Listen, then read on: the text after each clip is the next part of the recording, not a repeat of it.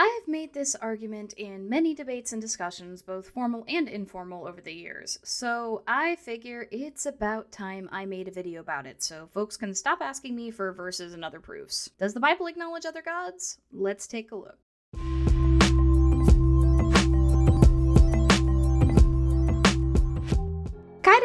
One of the first things I point out when I get into a discussion with Christians about the validity of my beliefs is the fact that the Bible acknowledges the existence of other gods in several places. While it is true that in as many or more there are claims to the superiority of Yahweh, nevertheless, it isn't until the later books that we start to see claims that other gods simply aren't real, as opposed to Yahweh just being the best shiny unicorn when it comes to the Israelites. Christians really get pissed when I point this out, especially because of the constant pressure they feel to eisegetically insert Jesus into the Old Testament, or pick and choose what they believe is literal in the text. But the fact remains that the Bible itself is a henotheistic document, not a monotheistic one, and you can trace the evolution of monotheism through the books if you follow the story. One caveat before we dig in, though. The Bible's polytheistic origins are hotly debated, in part because of a gap in ancient evidence that we have during the seeming transition from polytheism to monotheism. However, I'm not necessarily looking at the debate around the potential Canaanite origins of Yahweh or whether or not he had a wife here. I'd rather focus on the numerous acknowledgments of the other gods in the text itself, rather than theoretical origins that scholars have built entire careers fighting about. With that out of the way, the most prominent of these actually happens in Exodus chapter 12 verse 12, where Yahweh tells Moses, "On that same night I will pass through Egypt and strike down every firstborn of both people and animals, and I will bring judgment on all the gods of Egypt. I am the Lord." What's interesting here for Christians claiming there are no other gods is that this is supposedly a direct quote from Yahweh, as opposed to the so-called divine inspiration of humans speaking for Yahweh found in many areas elsewhere. As many of you know, Yahweh talks a lot to Israel until around Job, when his direct voice ceases and we just get prophets claiming to hear him. Why would Yahweh himself feel the need to claim that he is punishing beings that don't actually exist? This isn't Yahweh talking to people in captivity either, so there's no excuse as to his flock supposedly being indoctrinated into Egyptian beliefs. This is him directly talking to Moses, who then has to instruct the rest of the tribe to smear blood on their houses to stop the spirit he's going to send from killing their firstborn. What's also interesting is the sacrifice demanded here. Sheep were seen as sacred animals in ancient Egypt, specifically to Amun and Khnum, so killing a lamb and smearing its blood over a doorpost would have been seen as incredibly offensive at the time to the Egyptian gods. This isn't proof that the account is in any way historical, merely that its authors were aware of these historical cultural paradigms, but if we take a literalist view for the moment, as many evangelicals do, why the heck would Yahweh feel the need to humiliate entities that don't exist? It doesn't make sense from a purely monotheistic perspective. The next major bit of evidence in the Bible comes from Deuteronomy 32, 8-9. When the Most High, Elyon, gave the nations their inheritance, when he divided mankind, he fixed the borders of the peoples according to the number of the sons of God. But the Lord's, Yahweh or Yod-Heh-Vav, portion is his people, Jacob his allotted heritage. Now, if your Bible growing up said something different here, closer to the sons of Israel, I don't fault you for being a bit confused. But the oldest manuscripts we have, including two of the oldest copies of the Septuagint, use the phrasing sons of God, with Sons of Israel being a later rewrite to bring things more in line with a monotheistic worldview. So, given that I tend to give the authority in history to the older sources, we're going to use that translation.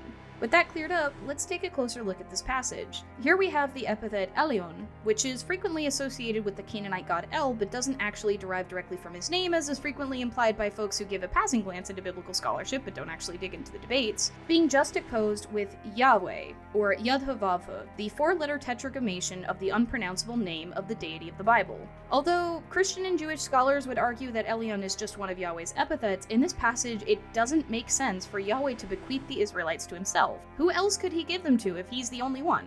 What seems more likely is that this passage derives from an earlier belief that the various tribes and civilizations were bequeathed to the high gods of their pantheons. This is evidenced elsewhere in the text when various tribes and peoples were referred to by the names of their high gods, or their high gods were named in a parental role. For example, in Numbers 21:29, "Woe to you, Moab! You are destroyed, people of Chemosh. He has given up his sons as fugitives and his daughters as captives to Sihon, king of the Amorites." The Moabites were literally referred to here as the children of Chemosh. We'll get to Chemosh later, as there's another passage that references his existence, but suffice to say, it doesn't make sense for a monotheistic document to refer to people this way. Another quote from Genesis 19:37-38 refers to Lot's daughters getting pregnant by their father and giving birth to Moab and Ben-Ami, who are the fathers of the respective Moabite and Ammonite groups. Ignoring that this basically states that these entire societies are products of incest, some scholars have proposed that this is actually a claim by these two vassal states of divine heritage from a moon deity. Wyatt in particular points out that Am and Ab are designations of a moon god.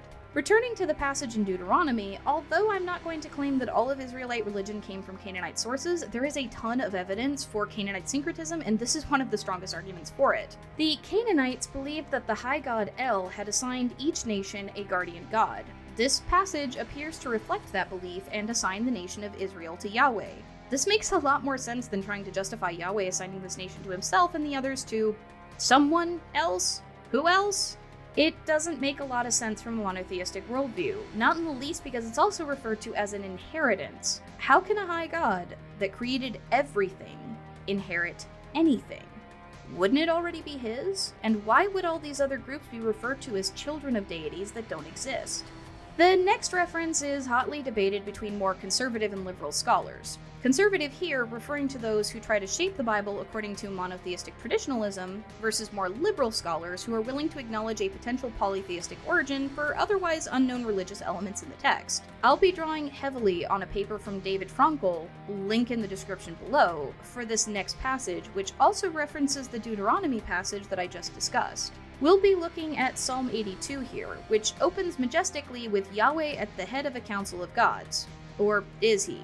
Psalm 82:1 states, "God has taken his place in the divine council, in the midst of gods he holds his judgment," which right off the bat acknowledges other gods. Wyatt goes further into the passage to 82:6-8 and argues that the speaking role here is not actually Yahweh, but is instead El, the Canaanite high deity. He puts Yahweh into a role closer to accuser, or biblically ha-satan, and notes that because he is seen as among the gods, or in the midst of them, that means he's not the head of them. He's one of the council, not the leader. This is echoed by Min Suk Ki in the paper The Heavenly Council and its Type Scene. By the way, if you guys don't know that much about ha-satan and what that role means versus the figure of Satan, check out my video in the iCard above on biblical divine inspiration. I go pretty deeply into the trickster traditions in the Bible and the role of ha-satan in that video. For our purposes, his place at the head or among the council is far less important than the fact that a council is referenced at all. Here we have a clear acknowledgement of other gods, and the words used here can't be retranslated to demons or angels or the like because they're radically different than words used elsewhere to refer to these beings. Specifically, the word Elohim, which is used throughout the Bible to refer to multiple gods. Although that can be used in the singular to refer to God specifically, in this passage it's used twice in juxtaposition to itself. It very clearly means multiple gods. Another striking example is found in Job and gives a pretty strong death knell to the idea that the Bible was ever truly monotheistic. This death knell comes in the form of the Leviathan, the so-called dragon of chaos that Job claims was ripped apart in the formation of the world. For this bit, I'm going to reference a paper by John Day talking about Isaiah 27 in Job, where he compares these passages to the Baal cycle from Canaanite mythology and finds near identical parallels in cosmology, including identical language. In the Baal cycle, Anat boasts, "Surely I lifted up the dragon, I destroyed the crooked serpent, the tyrant with 7 heads." In Isaiah 27, the Leviathan is referred to as the coiling serpent, the gliding serpent, the monster of the sea. Day references that using ancient Canaanite mythic imagery to describe the triumph of Yahweh over his ancient enemy, the Satan, would not have been out of the question during those times. However, it also shows a potential admission to the existence of those deities. The Leviathan itself was a chaos deity in the Canaanite pantheon, so the reference to Yahweh slaying it is an admission to another deity existing. There's also no reference to Yahweh having created it, merely to its existence and his triumph over it.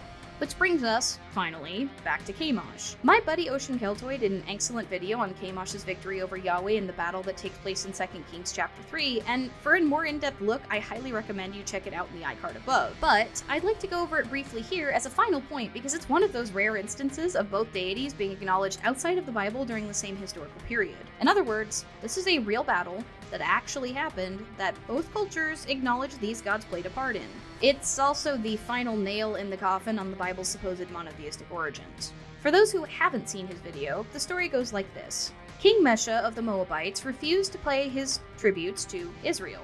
Keep in mind that at the time the Moabites were a vassal state, so King Joram of Israel teamed up with King Jehoshaphat of Judah and marched against Mesha. Things look like they're going in Israel and Judah's favor until Mesha supposedly sacrifices his firstborn son to the god Chemosh, who we established earlier as being referred to as the father of the Moabites and therefore their high god, and the tables turn. A great wrath is said to rise up against Israel and they're defeated. This story is confirmed on a Moabite stela naming both gods as in conflict and Chemosh as the victor. Specifically, the stela states that Mesha took the vessels of Yahweh and offered them to Chemosh, implying that Yahweh had been defeated by Chemosh. Christian apologists have tried to argue that this wrath was actually Yahweh rising up against the Judeans and Israelites for supposed transgressions and pride, but this interpretation doesn't make sense, as this wrath rises up directly after the human sacrifice to Chemosh by Mesha. Why would Yahweh get mad at rival kings for something done in desperation by their opponent? If anything, given Yahweh's supposed aversion to human sacrifice, this would provide more impetus for him to grant them victory. Instead, he gets his butt handed to him, and both the Moabite stela and the Bible confirm this. On one final note, there are many arguments throughout the Bible that Yahweh is the highest God among many, rather than specifically the only God that exists. The second commandment is phrased as, "No other gods before me," rather than "I am the only God." Why would the authors of the Bible, or the God that supposedly spoke through them, be so anxious to place Yahweh at the top of a hierarchy they were certain didn't exist? In other words, if the ancient Israelites were as monotheistic as the later Christians would have us believe, why would they constantly reference their God as beating other beings they didn't believe were real? Why refer to other gods as lesser rather than simply not existing? We get constant references to the reality of other deities sprinkled alongside arguments that those deities aren't real, they're merely wood or stone, often in the same books. It's almost like the Bible isn't a single, unified, divinely inspired and ineffable text, but rather was a hodgepodge of historical and mythic writings from many authors across history that were stuck together for reasons. Sociopolitical reasons. Reasons that scholars build entire careers arguing about. In conclusion, the Bible is a henotheistic document rather than a monotheistic one. And yeah, there are examples in the New Testament, mostly around deity and place names ripped directly out of Greek mythology, so don't at me about focusing on the Old Testament here. The most obvious examples come from the Old Testament, and the hardest to argue about by apologists I've presented here. If you want me to do a video about rampant Platonism and ancient Greek mythology found in the New Testament, let me know in the comments below. For now, it's safe to say that the Bible acknowledges the existence of other gods, which is strong enough evidence to question the New Testament anyhow. This also renders the Trinity meaningless, not that it wasn't anyhow, but that's a topic for a different video and has already been thoroughly covered by others much smarter than me. Before we wrap up, I want to give an extra special thanks to my buddy Chrissy, who sat in a 4-hour call with me and went over my arguments as well as helped me get access to sources that I couldn't get through JSTOR for some of the trickier points that I made. She helped out on the video about why pride is a sin as well, link in the iCard above, and has all around been an awesome friend to me in the community. She's in school for religious studies currently and specializes in Canaanite and Old Testament history. Thank you all for sticking through that. If you're new here and you learned something, offer up the subscribe button and lead the lights to victory over the algorithm. Drop down into the comments and let me know if you found any of my arguments useful, or just leave some babbling apologetic nonsense about how I can't properly interpret these passages without the trickster ghost from the New Testament, if that's your speed. Special thanks to GaelicNox for the channel art. As always, links are in the description to their Twitter and website, and special thanks to my patrons. Week in and week out, your contributions keep the channel running and allow me to pour my resources into making well-researched videos like this one on topics that haven't been covered from a pagan perspective as much. May the cycle of reciprocity between us ever be fruitful. And remember, we're stronger together.